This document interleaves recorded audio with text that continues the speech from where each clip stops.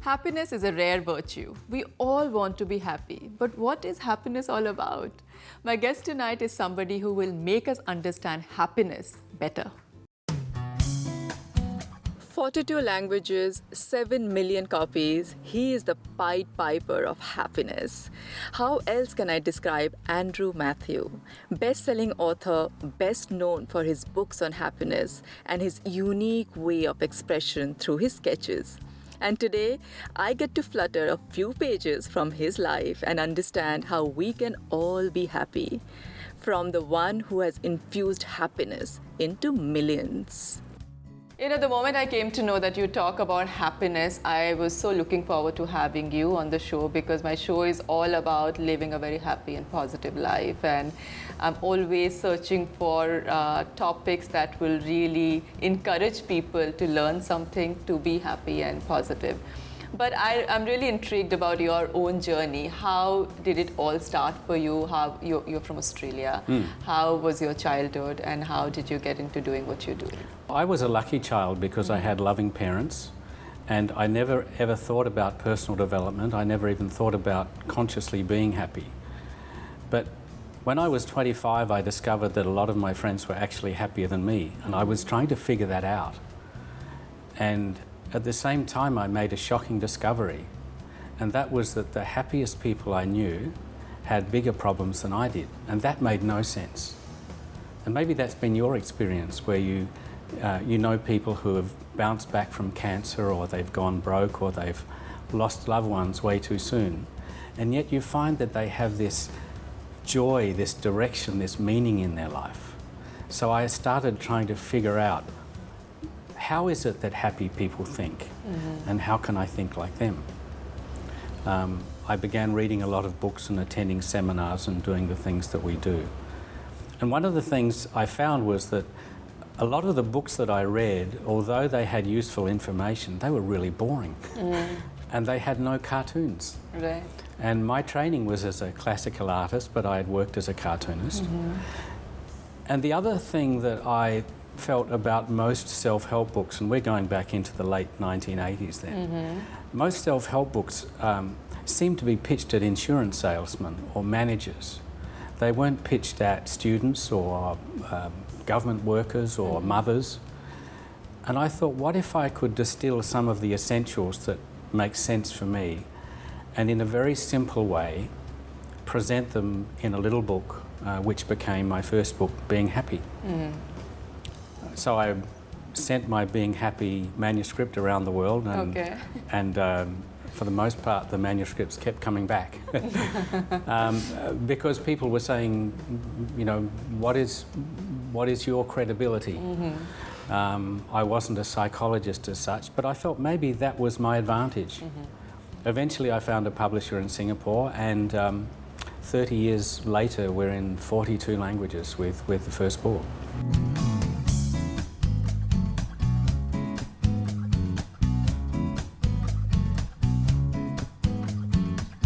Happiness is a subject which is, you know, which we all talk about, which we all want to be happy.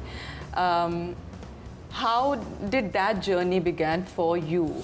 Because you had already written one book, and then how did you come up with ideas to write about the same subject in different manner? Well, it was really from my readers.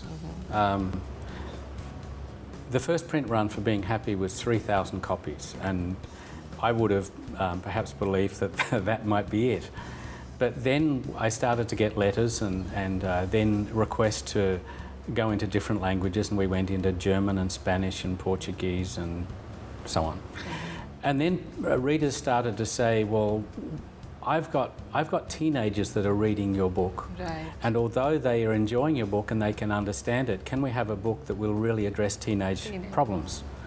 And my wife, Julie, who is a very smart lady, she is my publisher now, she said, let's do a book for teenagers. So we did Being a Happy Teen. Another book that we did was Happiness in Hard Times. We did that around the time of the global financial crisis. So that was again in response to readers. my most recent book, How Life Works, is really a look at this idea that we grow up with, that success will make us happy. And the fact is, it's backwards. And the myth is success makes us happy. The truth is happiness makes us successful. Yeah.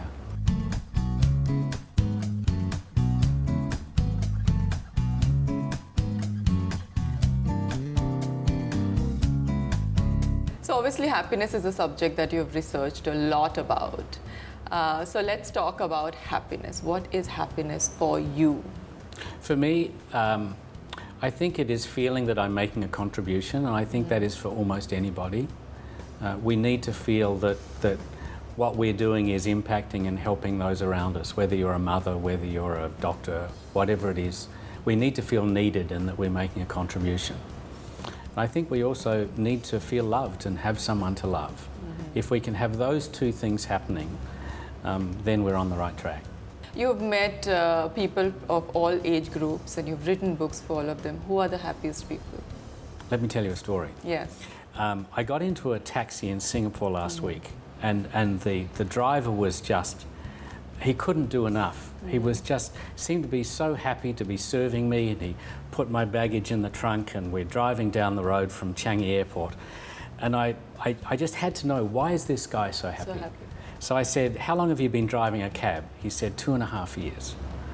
I said, what did you do before that? He said, I had my own business, sir.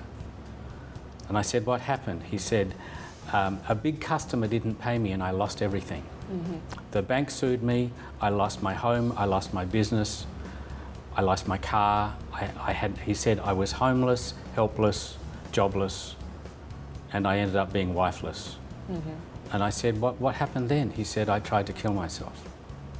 He said, I took 6 months' supply of blood pressure tablets, but somebody found me. I lived in a homeless shelter for 12 months. And he said, now I drive a taxi. And I said, are you happy driving a taxi? He said, yes, I am, sir. He said, I'm happy to be alive. I thank God for every day. He said, and I'm saving money to pay back the people that tried to save me. I said, what did you lose? He said, $5 million. I said, so you're still paying back the friends that tried to save you? He said, yes, sir. He said, last year I paid back $30,000. This year I've already paid back $30,000. And I said, how long will it take you to pay back everything you owe them? He said, sir, I will never live long enough. And I went away thinking, here is a man who lost everything. Obviously he would rather have money than not have money. Yeah.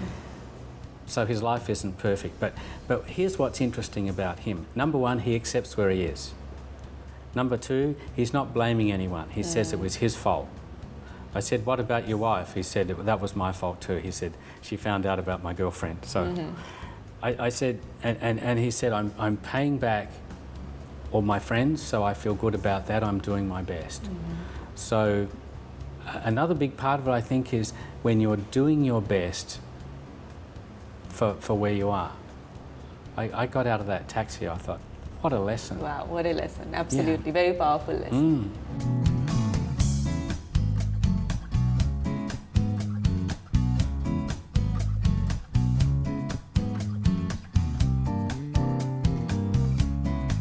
My next question would be around this generation, the younger generations. There's so much focus on achieving things, being successful, and money.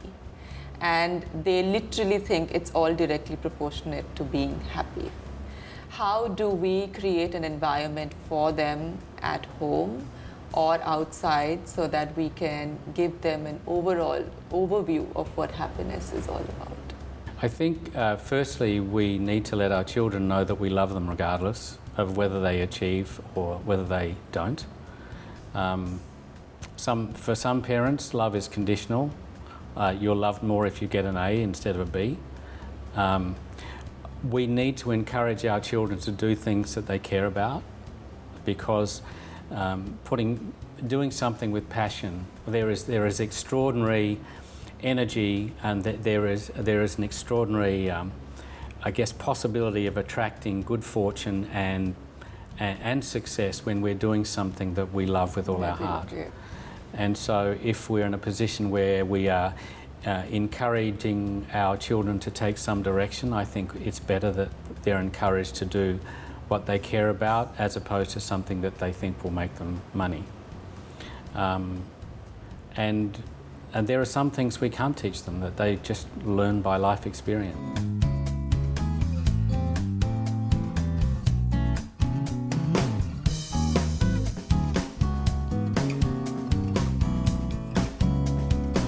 As you said initially when we started the interview, that everything is about our attitude and how we look at it. How can we make happiness our habit? We need to expose ourselves to happy information, to happy books, to continually, I guess, refresh our thinking. So we make it a project. The Happiness Project. Yeah. You are in Dubai for the first time, and in UAE we do have a happiness minister. It's, Yes. I think, the first country in the world that is focusing so much on happiness.